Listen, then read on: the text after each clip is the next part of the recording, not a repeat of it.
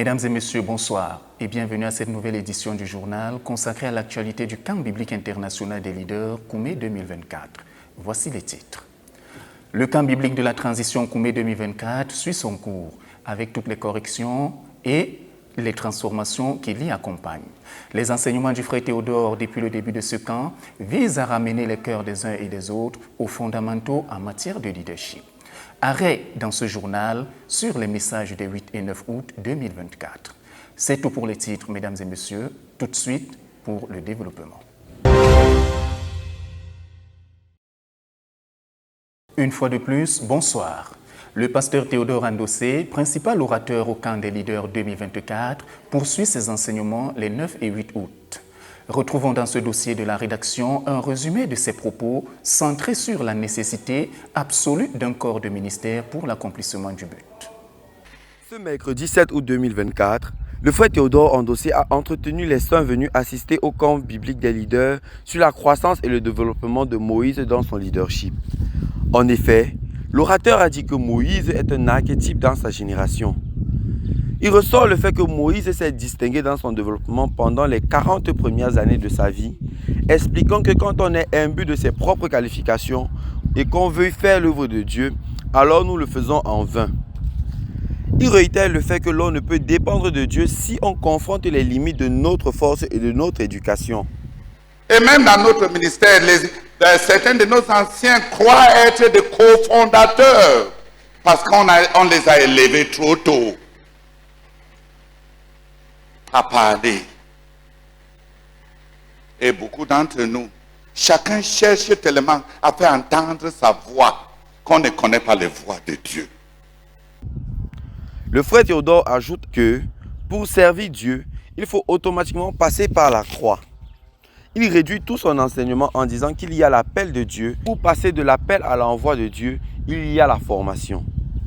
Il met l'emphase sur le fait que l'envoi de Dieu suit l'appel de Dieu quand on accepte la formation de Dieu.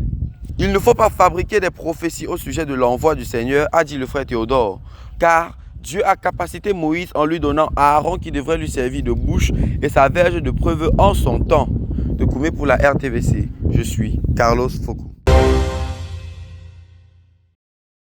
Dans la croissance d'une œuvre de Dieu, après le corps du ministère, on trouve l'incontournabilité de l'Église. On trouve que l'Église est incontournable dans le dessein éternel de Dieu. Ce 8 août 2024, l'orateur a d'abord rappelé à son auditoire du camp des leaders de plus en plus nombreux le chemin parcouru depuis le début de cet événement. Puis, il les a entretenus sur le corps du ministère, un enseignement qu'il avait déjà dispensé en 2012, mais indispensable dans la conjoncture actuelle de l'œuvre. En fait, il a dit que chacun des 12 disciples du Seigneur Jésus avait été appelé en tant qu'apôtre. Ils n'étaient pas appelés pour être des serviteurs de Pierre, mais dans les desseins de Dieu, quand Dieu constitue un corps de ministère, l'appel est distinct. Un corps de ministère est gouvernemental. Dieu élève au-delà de l'appel, le leadership. Il a ajouté que c'est là ce que le Saint-Esprit nous montre dans l'œuvre de Dieu. Un homme qui est le Seigneur Jésus, puis un corps de ministère, le fruit de son ministère fusionné à lui-même, engagé à la commission et à sa mission. Rempli du Saint-Esprit, soumis à un dirigeant qu'il élève parmi eux. Et il constitue alors un organe dont Dieu peut commencer à utiliser pour ses desseins. L'orateur a ainsi insisté que Dieu gère l'institutionnalisation, l'administration de son œuvre à travers les hommes. Quand Dieu veut organiser quelque chose, il cherche un homme. L'administration de Dieu, c'est l'homme. Ce sont les hommes qui produisent des institutions et des systèmes. Il a poursuivi en déclarant que dans la croissance de l'œuvre, la deuxième étape est le mot Église. L'Église est le fruit de tout ministère. L'Église est l'aboutissement de tout ministère. Il a réitéré que tout ministère qui n'établit pas et ne renforce pas l'Église n'entre pas dans les desseins de Dieu. L'Église n'est pas seulement le fruit de tout ministère, car Jésus, à travers son ministère, a produit un corps de ministère. Par loyauté à Jésus-Christ, ce corps de ministère devient un organe de croissance pour produire l'Église. Il ajoute alors que l'Église, en restant attachée aux apôtres et aux fruits de leur ministère, est un organe pour le décollage de l'œuvre de Dieu. Et on a une croissance organique. L'homme de Dieu a poursuivi en montrant que, dans le livre des Actes au chapitre 6, la Bible présente la méga-église de Jérusalem comme le fruit du travail de ce corps de ministère. De Koumé pour la RTVC, Carlos Foucault. Ce 9e jour du camp de la transition, l'orateur principal, le frère Théodore Endossé, est revenu sur la nécessité de se développer avant de continuer son rappel sur la constitution d'un corps de ministère. Il illustre ses propos avec l'exemple du Seigneur Jésus-Christ qui, après 3 ans et demi de ministère, a laissé une suite dispersée constituée de 12 apôtres, 72 missionnaires et des femmes qu'il avait suivies comme ses aides et qui avaient chacune la garantie des apôtres.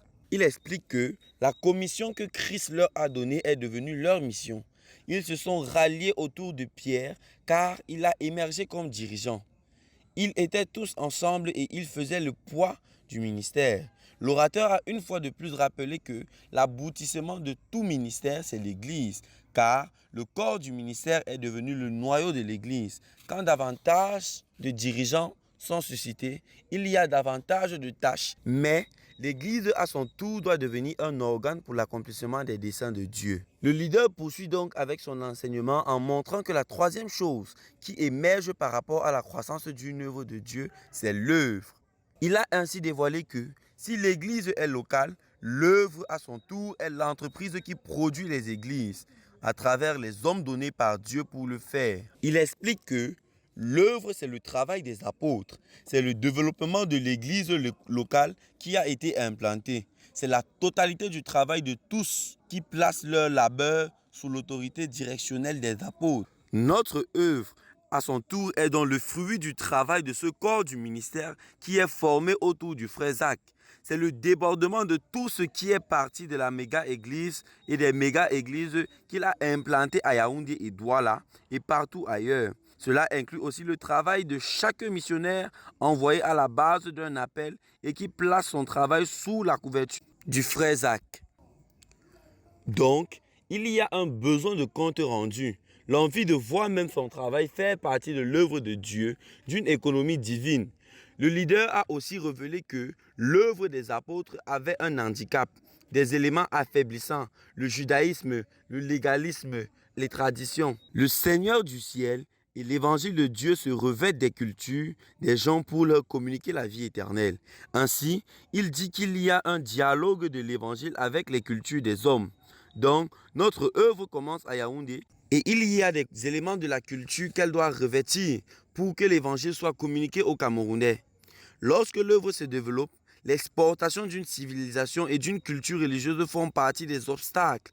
C'est pour cela que Paul a dit qu'avec les Juifs, je suis juif. Si l'évangile doit atteindre un peuple, il doit aussi l'incarner. C'est à ce niveau-là que Dieu va se servir de Barnabas et Saul de Tarse. L'œuvre de Dieu ainsi confiée à Paul et à ses co-ouvriers va connaître des explosions jusqu'à ce que Paul s'établisse pour sa défense. Ils ont infusé à l'Église la mission qu'ils ont reçue comme une commission du Seigneur Jésus.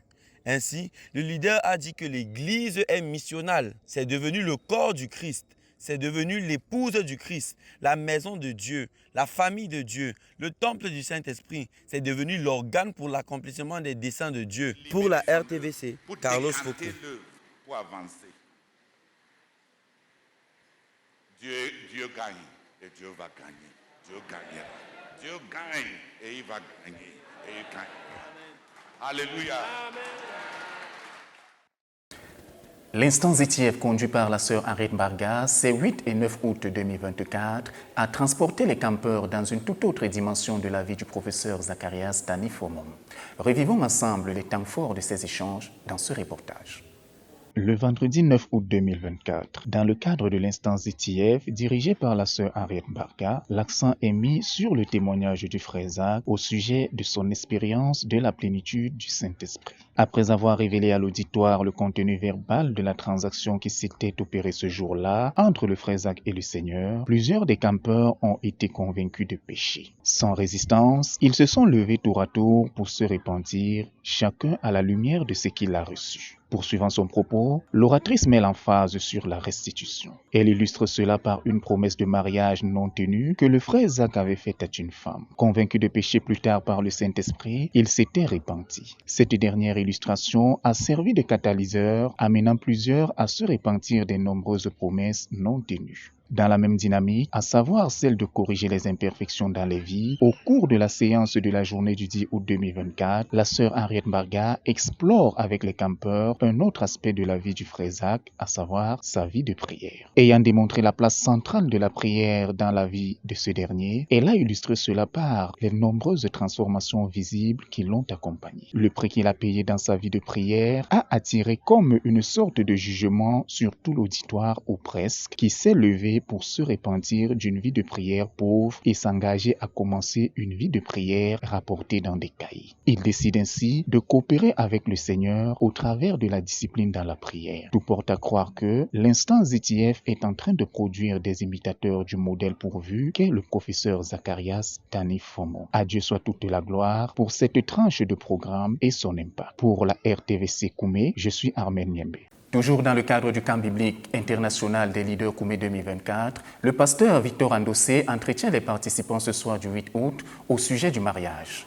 Le mariage doit servir les desseins de Dieu, souligne-t-il dans ce reportage de Joyce Owona. At the beginning of the seminar on marriage, Pastor Victor Andossé, the main speaker for the occasion, taught to the campus on how to build a strong home for the world conquest. In the evening of the 8th of August 2024, he underlined the importance of relationship in our ministry as a strong point for the growth of the ministry. Marriage is important to us in CMFI. Le mariage est donc important pour nous à la CMCI. Not a joke. Ce n'est pas de la plaisanterie. It is a spiritual affair. C'est une affaire spirituelle. It's not a carnal thing. Ce n'est pas une affaire charnelle. Because when we talk about marriage in CMFI, Parce que quand nous parlons du mariage à la CMCI, we talk about Christian marriage nous parlons du mariage chrétien between someone who is a believer entre quelqu'un qui est un croyant, and somebody who is a believer, a female, c'est-à-dire un croyant qui est un homme mâle et une croyante qui est une femme, and the two of them. et les deux, Only two of them. les deux seulement, Not three. pas trois, Two. deux, A man un homme and a woman. et une femme. For the accomplishment of the goal, missionary couple situations are very important for the ministry. In his development, he said that men and women are different in many aspects. He pursued by listing the differences between men and women. In terms of capacity and feelings, men like when their capacities and abilities are recognized. They hate being disrespected or ignored. Contrarily, women like their feelings to be recognized and understood. They love attention. In terms of collaboration, women like cooperating with others and they like to collaborate and share ideas. Women like when people listen to them. It is not the same with men. When they face difficult situations, they withdraw and are alone. They do not want to be disturbed. Et puis, Physical separation. Support the same way. Many advices were given that day and some answers to the questions that were asked. Glory be to God for the evening of the 8th August 2024.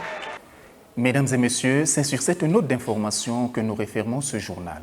Merci de nous avoir suivis. Prenons rendez-vous pour la prochaine édition et que Dieu vous bénisse. Audio Jungle.